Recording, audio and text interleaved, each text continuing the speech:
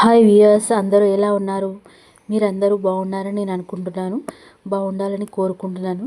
చూడండి, statue of equality మేము వెళ్తున్నాము.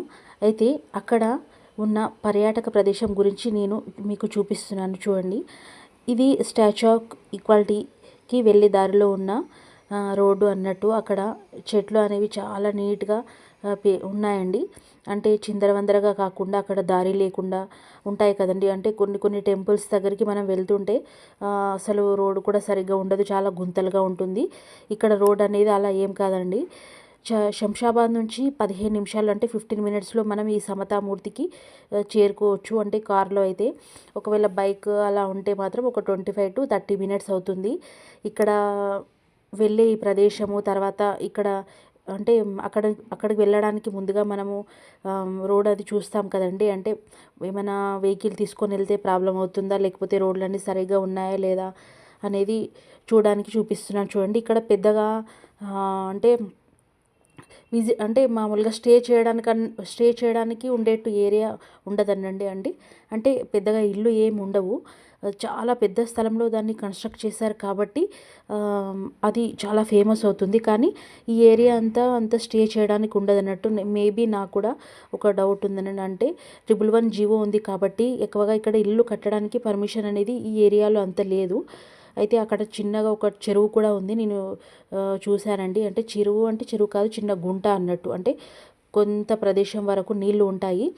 అయితే ఇక్కడ కానీ రోడ్డు మాత్రం బాగా వేశారు. తర్వాత ఇంకా చెట్లు, తర్వాత గ్రీనరీ అనేది బాగా ఉంటుందండి. చూడండి, ఇక ఎంట్రీ అనేది ఇక్కడ అక్కడ వాల్స్ గేట్ 1 to గేట్ 9 వరకు, గేట్ 12 వరకు ఉంటాయండి. గేట్లు అనేవి చాలా ఉంటాయి. చూడండి, చాలా పచ్చని చెట్లు. తర్వాత అక్కడ అంటే ఎంత బాగా చేశారో, బాగుంది కదండి. అంటే మామూలుగా మనం టెంపుల్స్కి వెళ్తుంటే కొన్ని టెంపుల్స్ దగ్గర రోడ్లు అనేవి, తర్వాత బయట అంతా కొంచెం నీట్గా ఉండదు. కానీ ఇక్కడ అలా కాదండి, చాలా బాగుంటుంది.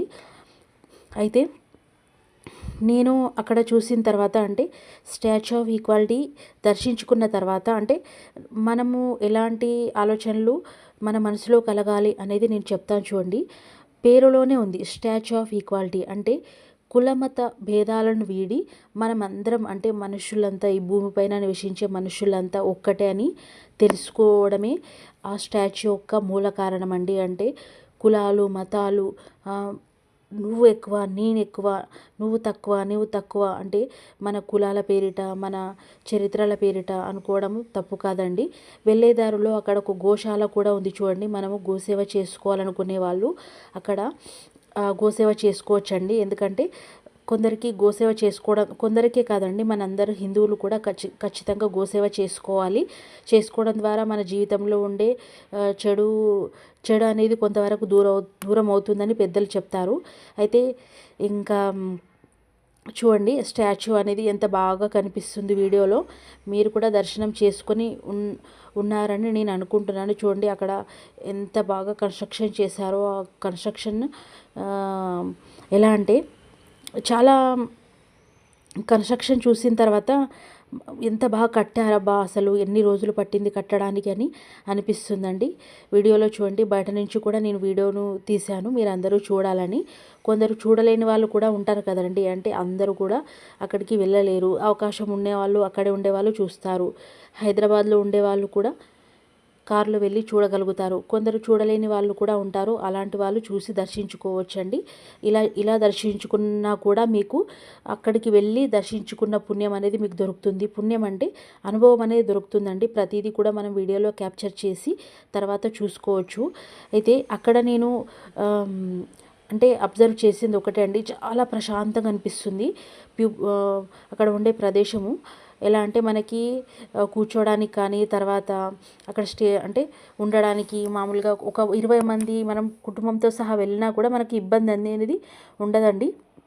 అంటే స్పేషియస్గా ఉంటుంది, స్థలం అనేది బయట ఎక్కువగా ఉంటుంది. ఇంకా మనం లోపల గుడి అయితే చాలా దేవుళ్ళను దర్శించుకోవచ్చండి. అయితే నేను అన్ని దేవుళ్ళను దర్శించుకున్నాను. మీరు కూడా వెళ్తే లోపల దర్శించుకోండి. మేము వెళ్ళినప్పుడైతే టికెట్కి 300 అబోవ్ ఏమో ఉండేదండి ఒక పర్సన్కి. కాబట్టి అంటే మీరు ఒక 4-5 మెంబర్స్ వెళ్ళినా ఒక 2000 వరకు అవ్వచ్చు. అయితే నేను అక్కడ గుడి యొక్క నిర్మాణం గురించి చెప్తాను చూడండి. అయితే ఈ ప్రవేశ ద్వారం అనేది కాకతీయుల నిర్మాణ శైలిలో 4 తోరణాలు నిర్మించారు. అయితే అది 30 అడుగుల ఎత్తు, 9.6 అడుగుల ఎత్తు వెడల్పుతో ఉంటుందంట. ఇక్కడ చూడండి, ఇక్కడ మండపాలు అంటే ఇక్కడ సమావేశాలు అనేవి జరుగుతాయని అన్నారండి. అంటే అక్కడ స్పీచ్ ఇస్తారన్నట్టు. ఆ స్పీచ్ గురించి మాట్లాడడానికే ఇక్కడ మొత్తం సమావేశం అనేది ఏర్పాటు చేశారు చూడండి. ఇక్కడ కూర్చోవడానికి అందరూ కూడా అంటే ఎంతమంది జనాలు వెళ్ళినా కూడా వాళ్ళందరికీ కూడా ఎలాంటి ఆటంకం కలగకుండా, ఎలాంటి ఇబ్బంది కలగకుండా నాట్య ప్రదర్శనను చూసేలాగా అక్కడ ఏర్పాట్లు చేశారు. ఇక చూడండి, ఈ స్టేజ్ పైన చిన్నపిల్లలు ప్రదర్శన చేస్తారు.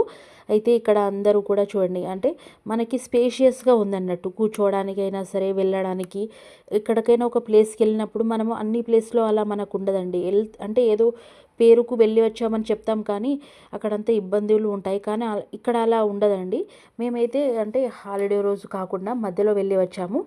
హాలిడే ఉన్న రోజు అయితే కొద్దిగా అంటే ఇబ్బంది అయితే ఏమి ఉండదని నేను అనుకుంటున్నాను. నేను ఒకరోజు హాలిడే ఉన్నప్పుడు కూడా వెళ్ళి వచ్చాను. చూడండి, ఇక్కడ బయట కూడా మన సమతామూర్తి యొక్క విగ్రహము, తర్వాత గరుడ విగ్రహం కూడా ఉంటుంది. అంటే గరుడ మరియు హనుమాన్ మండపాలు 2 ఉంటాయి. అయితే ఒక్కొక్కటి 45 అడుగుల ఎత్తులో మండపాలు ఉంటాయండి. అయితే ఒకవైపు గరుడ, మరోవైపు హనుమాన్ విగ్రహాలు ఉంటాయి. అయితే అవి కూడా 18 అడుగుల ఎత్తులో మనకి కనిపిస్తాయండి.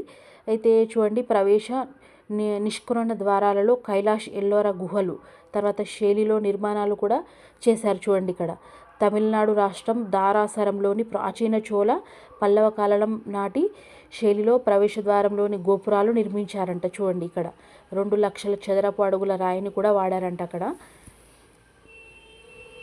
చూడండి ఎంత బాగా కనిపిస్తుందో నేను అంటే ప్రదేశం అనేది. అయితే చూడండి, బాగా కనిపిస్తుంది కదండి మీకు.